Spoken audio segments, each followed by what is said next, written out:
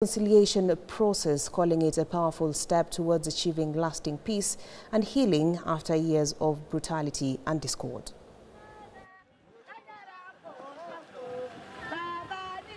Lazima tudumishe amani.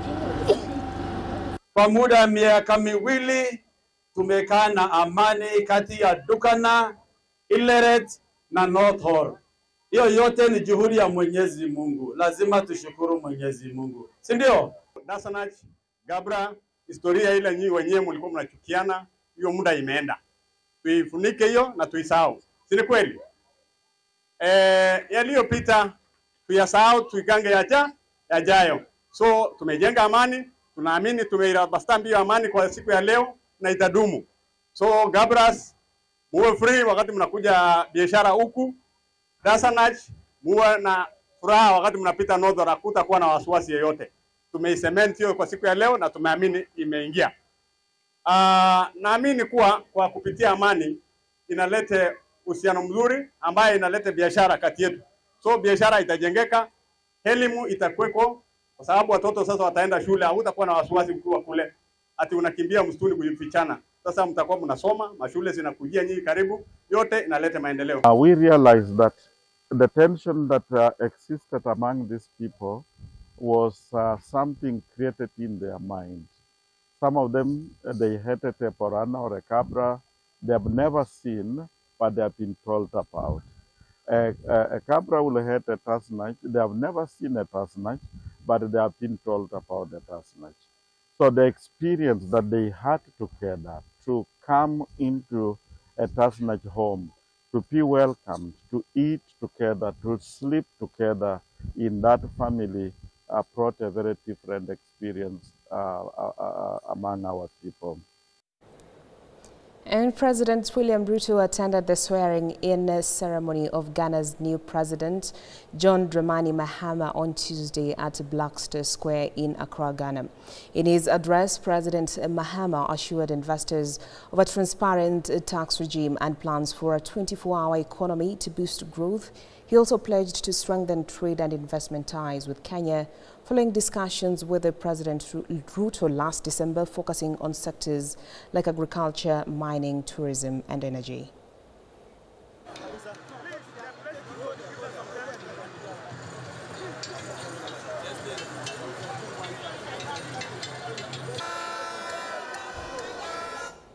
Nairobi has played host to a pivotal global event, the second international workshop of the ISO Technical Committee on Domestic Wastewater Management, organized by the Kenya Bureau of Standards. The workshop brought together experts, policymakers, and industry leaders to address one of the most pressing challenges of our time: sustainable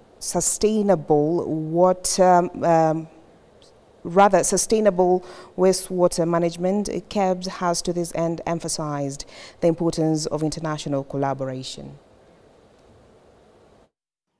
If current trends persist, Kenya may experience a 30% shortfall in water supply relative to demand by the year 2030, which is a stark reminder of the urgency of our mission.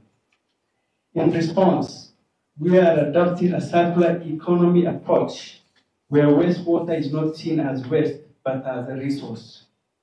Through innovative technologies such as biodigesters for energy production and advanced on-site wastewater systems, we are making strides in sustainable water management. We have people from almost all continents: North America, Africa, Asia, Australia, from Europe. So we have a very wide range of experience and expertise. We need to see where we need to adjust on time it takes to come up with standards, a specific one. And the government will build more dams to support farming in the North Rift region. According to Water Cabinet Secretary Eric Muga, the region's agriculture potential is yet to be fully exploited due to water shortages. The water CS said shift from reliance on rain-fed agriculture will make Kenya more food secure, create more employment, and drive the country's economic growth. His Excellency will be here tomorrow and the day after tomorrow to assess development projects in water, to assess development projects on roads, to assess technical institutes that are here, and to look at affordable housing as some of his key agenda. On matters water, I will visit the 2 colonial dams, some colonial dams, and the 2 sites that His Excellency the President will come in to visit. Notable projects include the Moise Bridge, water supply, Matunda water supply. That is a 1.9 billion project, and the contractor has mobilized, brought some materials on site, and we want to assess progress.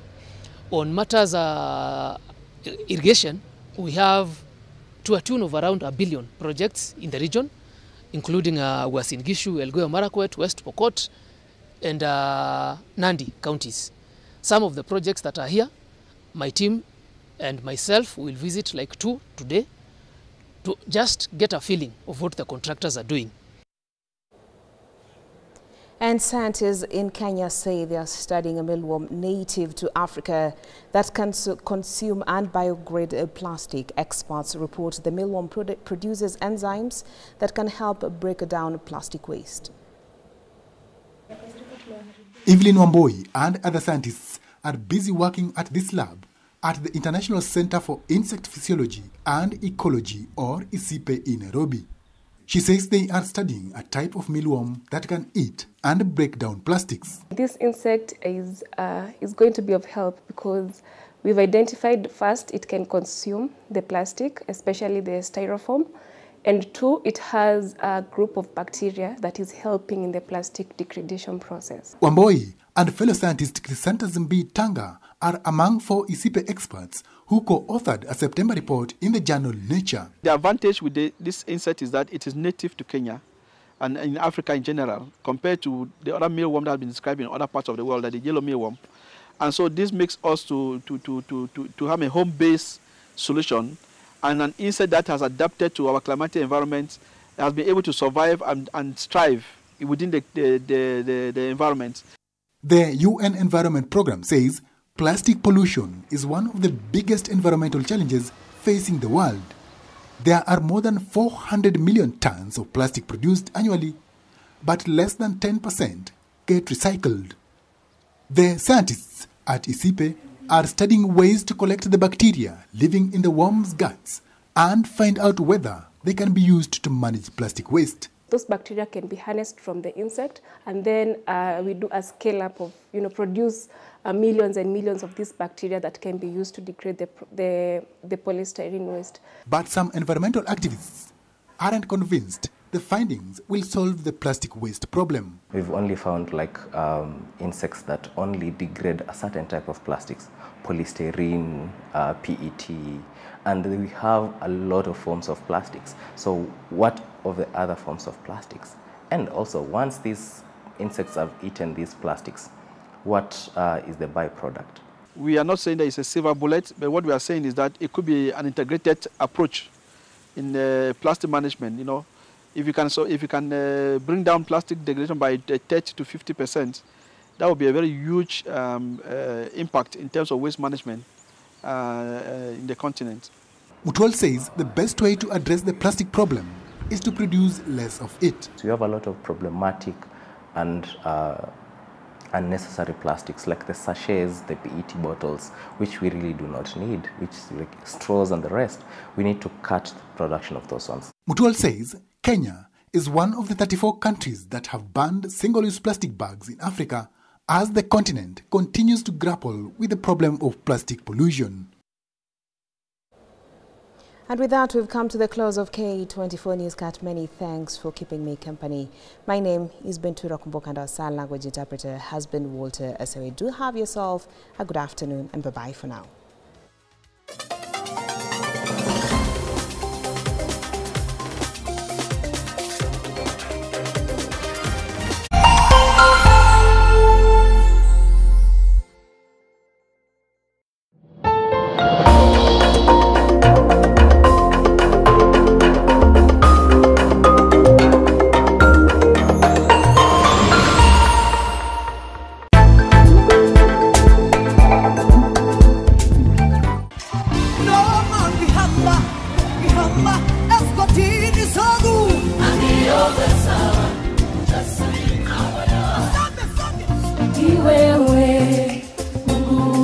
kutetea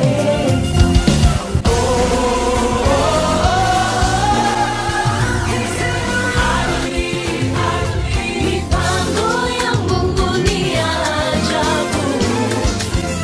Na vile nimeonja pendo wako, sasa najua ungenifikia, weni baba ungenifikia. Nina siri na Yesu.